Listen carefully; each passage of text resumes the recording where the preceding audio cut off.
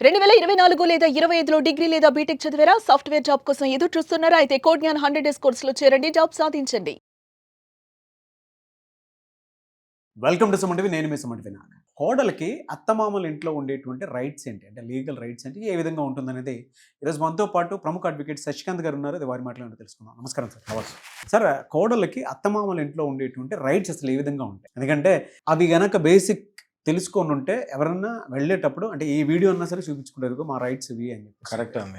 ఇది చాలా మంచి టాపిక్ తీసారు నాగరాజు గారు. మీరు అందరికీ తెలియాలి, ఇది పెళ్లి కాబోయే అమ్మాయిలకు తెలియాలి, పెళ్ళి అయిన స్త్రీలకు తెలియాలి, వాళ్ళ పిల్లలకి పెళ్లి చేద్దాం అనుకునే పెద్దలకు కూడా తెలియాలి. కోడళ్ళకి బేసిక్గా అత్తగారింటికి వెళ్ళిన తర్వాత అత్తగారింట్లో ఉండే హక్కు ఆ అత్తగారికి ఎంత ఉందో కోడలకు కూడా అంత వచ్చేసింది.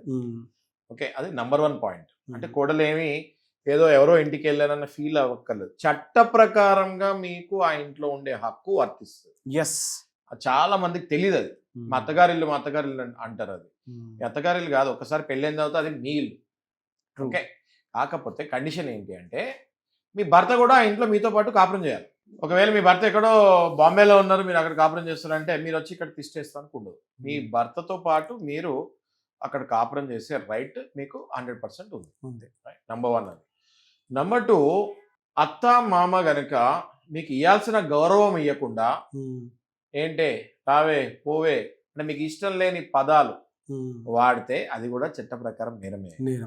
Self respect is most important for every human being. అలాగే మీ ఇంటి కోడలని మీరు కూతురు కన్నా బాగా చూసుకోవాలి.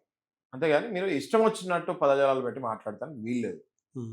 చాలా మంది పల్లెటూర్లలో చూసే వాళ్ళకి కూడా చెప్తున్నాను నేను, మీ అత్తగారు మామగారు ఎంత శుభ్రంగా వాష్రూమ్స్ బాత్రూమ్స్ ఉండి ఎంత మంచి ఫుడ్ తింటున్నారో మీకు కూడా అలాంటి అట్మాస్ఫియర్ని మీ ఇంట్లో క్రియేట్ చేయాలి. ఓకే, ఇది చాలా మందికి తెలియదు. సిటీలో ఉన్న వాళ్ళకి కొంచెం అవగాహన ఉండొచ్చు మనలాంటి వీడియోస్ చూసి. నేను పర్టికులర్గా పల్లెటూరులో ఉన్న అమ్మాయిలకు కూడా చెప్తున్నాను ఏంటంటే వాళ్ళ ఇంట్లో పని మనిషిలాగా కాదు, వాళ్ళు ఆ ఇంటికి ఓనర్ లాగా వెళ్ళాలి. అత్త మామ ఎంత స్టాండర్డ్ ఆఫ్ లివింగ్లో ఉన్నారో అదే స్టాండర్డ్ ఆఫ్ లివింగ్ కోడలకు కూడా ఇవ్వాలి. అది రూల్. నెక్స్ట్, మీ భర్త గనక మిమ్మల్ని అత్తగారింటికి తీసుకెళ్ళిన తర్వాత అన్ని ఫెసిలిటీస్, బేసిక్ ఫెసిలిటీస్ అంటే తిండి నీడ గుడ్డతో పాటు ఆనందాన్ని కూడా మీకు పంచాలి. తిండి నీడ గుడ్డ ఇచ్చేసి మీతో ఇంట్లో ఎవ్వరూ మాట్లాడకుండా వాళ్ళ పనులు చేసుకుంటూ మిమ్మల్ని ఒక మూల కూర్చోబెట్టేస్తే అది కూడా వైలెన్స్ కిందకు వస్తుంది. డొమెస్టిక్ వైలెన్స్, గృహ హింస. ఇంగ్లీష్ లో డొమెస్టిక్ వైలెన్స్ అంటారు, ఇది గృహ హింస అంటారు. చాలా మంది హింస వైలెన్స్ అనగానే నన్ను మా అత్తగారు ఎప్పుడు కొట్టలేదండి, నన్ను మా మామగారు ఎప్పుడు కొట్టలేదండి, నన్ను మా హస్బెండ్ ఎప్పుడు కొట్టలేదు. ఇది కొడితేనే కాదండి, ఇది గృహలో హింస, మానసిక హింస. మానసిక హింస.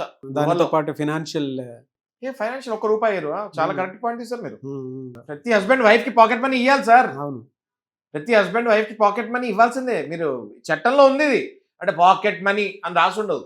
డొమెస్టిక్ వైలెన్స్ యాక్ట్ ఏం చెప్తుంది అంటే కావాల్సిన ఫైనాన్షియల్ హెల్ప్ కూడా మీరు మీ భార్యకి చేయాలి.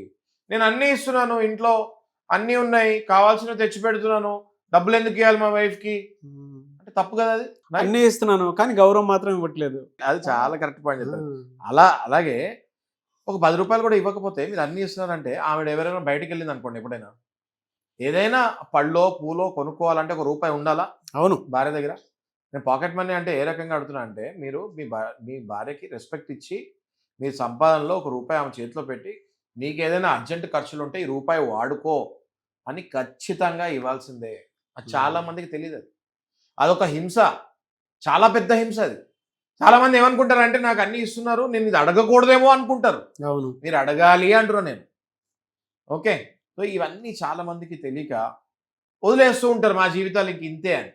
తెలుసుకోండి. చదువుకున్న పిల్లలకు కూడా ఈ విషయాలు తెలియవు నాగరాజు గారు. ఇవాళ మీ వల్ల చాలా మందికి ఈ విషయాలు తెలుస్తున్నాయని నేను ఆనందపడుతున్నాను. నాగరాజు గారు, కోడల్ని బలవంతంగా ఇంటి నుంచి బయటకి పంపించే హక్కు ఏ అత్తమామకి లేదు. తెలుసుకోండి. ఇది జ్యుడిషియల్గా మీరైతే సపరేషన్కి వెళ్ళొచ్చు తప్ప అత్త మామ లాయర్లు జడ్జిలు అవ్వకూడదు. ఓకే, అత్తలు మామలు లాయర్లు జడ్జిలు కాలేరు. ఓకే, జ్యుడిషియల్గా మీకు సపరేషన్కి వెళ్ళాలంటే జ్యుడిషియల్గా వెళ్ళచ్చు, సపరేషన్కి కోర్టులో వెళ్ళాలి. ఏంటి అసలు కారణాలు ఏంటి, దాని సందర్భాలు ఏంటి, అవన్నీ పెట్టి ఎవిడెన్స్లు పెట్టి మీరు కోర్టుకు వెళ్ళి జ్యుడిషియల్ సపరేషన్ తీసుకోవచ్చు, లేదా డైవర్స్ తీసుకోవచ్చు. కానీ ఇంట్లో ఉన్న అత్తేమో లాయరు, మామేమో జడ్జి అవ్వకూడదు. ఇది చాలా గుర్తుపెట్టుకోవాలి మీరు, రైట్? ఇదొకటి. ఇంకోటి లాస్ట్లో మీకు ఒకటి చెప్తున్నానండి, ఇంత చేసినా కూడా మీ అత్తమామ వినకుండా మిమ్మల్ని మెడబెట్టుకొని బయటకు గెంటేస్తే డొమెస్టిక్ వైలెన్స్ యాక్ట్ 2005లో తీస్తారు. ప్రొటెక్షన్ ఆఫీసర్స్ అని ఉంటారు నాగరాజు గారు. ఆ ప్రొటెక్షన్ ఆఫీసర్స్ ఏం చేస్తారంటే మిమ్మల్ని సరైన పోలీస్ స్టేషన్కి తీసుకెళ్ళి మళ్ళీ మిమ్మల్ని తీసుకెళ్ళి మీ ఇంట్లో వదిలి వాళ్ళకి వార్నింగ్ ఇచ్చి వస్తారు. ఎస్. అప్పటికి ఇంకా వాళ్ళు అక్కడి నుంచి పారిపోయారనుకోండి, ఇల్లు తాళాలు వేసేసుకొని, ఈ ప్రొటెక్షన్ ఆఫీసర్స్ వాళ్ళకి షెల్టర్ని కూడా కల్పిస్తారు నాగరాజు గారు. They will give shelter to these people till they get survived. Okay, అలాగే లాస్ట్లో ఒక పాయింట్ చెప్పాలి, ఎందుకంటే చెప్పకపోతే నా తప్పు అవుతుంది. కోడళ్ళకి ఎలా రైట్స్ ఉంటాయి, అత్తమామలకు కూడా అలాంటి రైట్సే ఉంటాయి. ఈ రైట్స్ని వాడుకొని ఈ రైట్స్ ఇప్పుడు నేను చెప్పేవన్నీ కోడళ్ళకి అభయాస్త్రమే, కానీ ఈ అభయాస్త్రాలని దురస్త్రాలుగా వాడుకుంటే ఖచ్చితంగా అత్తమామలకు కూడా welfare and maintenance of senior citizenship act అని ఒకటి వచ్చింది. మీరు కనుక ఓన్లీ నాకే చట్టం సపోర్ట్ ఉంది అని అత్తమామల్ని ఇష్టం వచ్చినట్టు ఫుట్బాల్ ఆడుకుంటే కుదరదు. వాళ్ళకు కూడా హక్కులు ఉన్నాయి, వాళ్ళకు కూడా గృహహింస మీ మీద పెట్టచ్చు. గృహహింస, డొమెస్టిక్ వైలెన్స్ అత్త కూడా కోడల మీద పెట్టచ్చు. 498A క్రూయల్టీ, అది కూడా అత్త కూడా కోడల మీద పెట్టచ్చు. సో దయచేసి మీరు ఓన్లీ చట్టం అంతా కోడలకే కాదు, చట్టం స్త్రీలకి. కోడలు స్త్రీ, అత్త కూడా స్త్రీ. సో అది మర్చిపోకుండా దయచేసి కోడళ్ళు కూడా అత్తలు కూడా నేను అనేది ఏంటంటే మ్యూచువల్ బెనిఫిట్కి ఉండండి. ఇద్దరికి చట్టాలు సపోర్ట్ చేస్తున్నాయి. ఒక ఆడదానికి ఆడదే శత్రువు అన్నట్టు అత్త కోడలు కొట్టుకుంటే పాపం అటు సైడ్ కూడా పాపం స్త్రీమూర్తే కదా. అవును. కోడళ్ళు ఇంకా రెచ్చిపోతానికి వీల్లేదు. అత్తలకు కూడా సరైన చట్టాలు ఎప్పుడో వచ్చాయా చాలా మందికి తెలీదు. కాబట్టి దయచేసి ఈ వీడియో చూసిన వాళ్ళకి నేను ఎవరికి ఏ ఒక్కరికి సపోర్ట్ చేయట్లేదు. అత్తలకి సపోర్ట్ ఉంటుంది, కోడలకి చట్టం వైపు నుంచి సపోర్ట్ ఉంటుంది. అందరూ కలిసిమెలిసి ఉండాలని మనం కోరుకుంటాం. ఇదంతా అంటే 498 కిందకి వస్తుంది సార్ కోడలకి అయితే. డొమెస్టిక్ వైలెన్స్ అండి, డొమెస్టిక్ వైలెన్స్ యాక్ట్ కిందకి వస్తుంది. 498 ఇంకా క్రూయాలిటీ, అదే హస్బెండ్ వచ్చి ఎడపడ కొట్టేస్తుంటే వెంటనే పోలీస్ స్టేషన్కి వెళ్తానికి 498 మనకు వస్తుంది. Very good information sir. Thank you అండి. Thank you so much Shashikanth గారు. Thank you.